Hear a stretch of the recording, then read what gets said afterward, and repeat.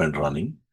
That is the first thing we should check once we register the FTD to FMC. This is what we did in the last registration process, where we have to go ahead and add the device and register that particular device.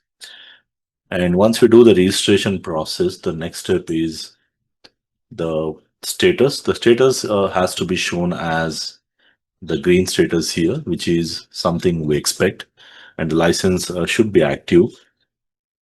And you can see it is using the SNOT3 detecting engine. That is the engine it is using at the backend. The licenses, all these things we added, which is running the evaluation license mode here. So already we did the troubleshooting thing. So the next thing is we'll get into the interface configurations part. Mainly once you click on this FTD, now the next part is we need to go ahead and add the interfaces to the topology. So we'll be using this interfaces. So as you can see, this is my topology, and we'll be running some set of configurations. We'll be running the interfaces. So we click on edit, and once you click on this edit button here, you will find the interfaces option. The routing and the interfaces will do it from here. So as you can see, this is my interface. We'll start configuration of the interfaces where the G0x1 interface. We click on edit, select that interface and click on edit button. And here we can give some name, let's say the LAN interface, and we are saying it is enabled, and the mode, leave it to the default, and we can add the new security zone. If you have already created the zones, you will see the zones here on the FTD. Then we can just select the zone, or else we can create a new zone if you are creating a new zone. So I'm going to select this, and then the IPv4 address. Once we give the general option, then the next part we can go to the IPv4 address, and we can decide the IP address, whatever we decided. Just give the IP address and then click OK. Now, likewise, the same thing, we have to do it for other interfaces as well. Let's say the internet interface, and make sure that it is enabled, and the description we just make it as the same. The mode, leave it to the default, and the zone, we can create a new zone if you want. Like, let's say I want to create a new zone, we can always select the new zone here, where the new zone is like internet 1, let's say. At the time of creating the policies, we'll be using these zones here. That's how we create the zone. Now, similar way, you have to create the other zones. Already I have the zones created here. I'm not going to create again. And the IP address, as per the outside interface, we simply give the IP and click OK. And you can see here the same way. We go to the third interface, which is connecting to my DMZ. This is going to be my DMZ3 interface, and it is enabled. The same thing. The zone is going to be my DMZ3. This is something, and the next thing will go and give the IP address 10.0.30.10/24. This is going to be the IP address, and then click OK. And likewise, we do the same thing here. We go and give the IP. Let's say this is my DMZ4 interface, and make sure that the status is enabled. And then the security zone, I'm going to select the DMZ4 zone. And then once you're done with this, the next step, we need to go and give the IP address 10.0.40.10 with a /24 IP. The management interface already configured. We don't do it from here. So once we do this, this is what we have to do, and make sure that you click on Save button. When you click on Save button, it is going to validate the configurations. And the next part is, once it validates, we need to simply click on Deploy to deploy the configurations. So there is on the top, once you save this, this will blur out, and we can click on Deploy and select the deploy option here. And it will take you to the deployment window where we have to select the device. So there is only one device as of now. We'll click on select the device and click on deploy. You can add any nodes, like adding the interfaces, IP config, something as a notes for this deployment, and click on deploy.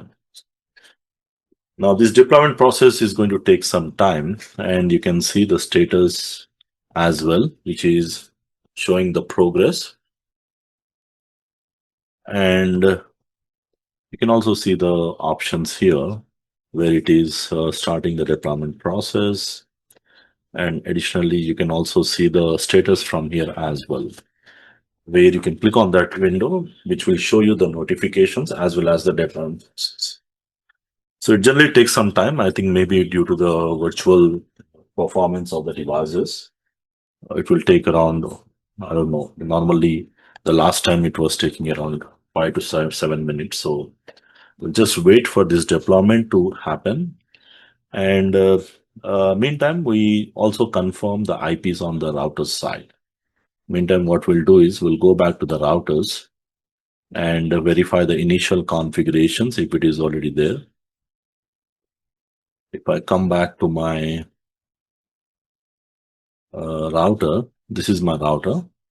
So the router side will be, I think yesterday we did those configurations already.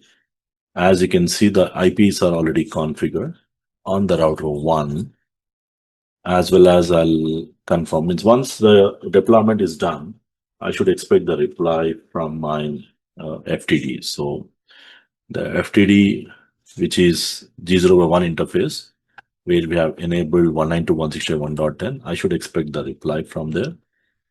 Likewise, the same thing from the router 2 as well. We can just go ahead and say show IP interface brief on the router side. These things are already configured. Just I'm trying to confirm if the configurations are correct. So if I say show IP interface brief on the router 3 side as well as on the router 4, just quickly confirm the IPs are there. Yeah, IPs are already configured and saved. There's no routing. So we are still waiting for the deployment part to just go ahead.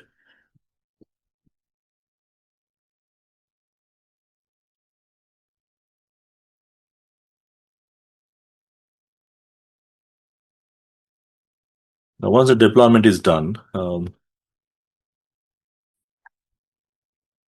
so as you can see, the status has been completed. So the deployment process has been successful. That's what we expect. Now, once we are done with this, the next part is we simply go to the router 1 and we can start getting into the verification part. So as you can see, as per my topology, we expect the router 1 to do the verification part, or you can just go to the FTD as well. We can do the verifications. So we can even go to the FTD part. Let me just quickly do the testing from the router side. The router side here, 20.2 is my own IP. So 100.0.20.10 is the IP address of the FTD. And likewise, we can go ahead and check on the router 3 side, which is 30.10. And likewise, we should be able to get into the router 4, where we can simply say 40.10, which is the IP address of the router 4 and the FTD part. Okay. But the same thing, we can go to the GUI, the graphical interface here. I'll go to the CLI of my FTD. We'll log in. The password is firepower@123. So we can go to the CLI if we have the access. So we can use the command like show interface IP brief, where we can also verify the IPs, and we can also test it from here, where I should be able to reach out to 1.1, as well as I should be able to reach out my router 2, which is 100.2, and I should be able to reach out my router 3, as well as I should be able to reach out the router 4 as well. So at one point, you just wanted to do all the verification from a single place. You can directly do it on the FTD just to confirm the connectivity is proper. So what we have seen here is the configuration part. So as you can see, the interfaces has been configured.